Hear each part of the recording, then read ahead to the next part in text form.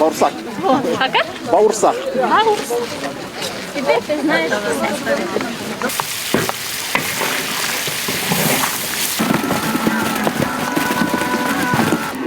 Пригощайтесь.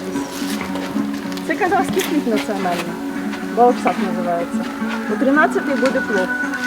Підходьте до нас. Чи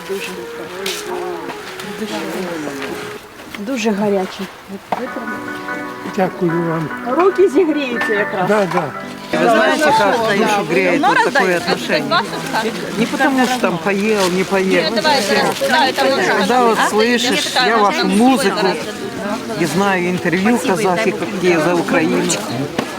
Так вы знаете, я в такие моменты плачу. Думаю, все-таки вы против войны. Против, А конечно, это главное, солнышко, это главное. Спасибо вам. От всей души. Вы нас тронули. Просто те Плакать не надо. Все будет Украина. Да. Все будет Украина. І перемога буде за нами. Держимся, Спасибо не вам сдаемся. большое. А я вообще хочу сказать своим землякам благодарное слово, слово благодарности, потому что они донатят, на эти донаты мы выезжаем. Наша команда волонтеров, вот Сауле, Асима, ну и так далее, в общем, здесь все наши постоянные волонтеры выезжаем. И я хотел сказать, что я хотел сказать.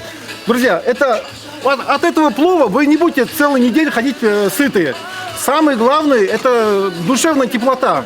Они хотят, ну, этим сказать вам, ну как, держитесь, говорят, мне, например, звонят, говорят, пусть там держатся, говорят, а мы чем можем, поможем. Это моральная поддержка. От этих тарелочки, там, плова вы не будете неделю ходить там сытыми.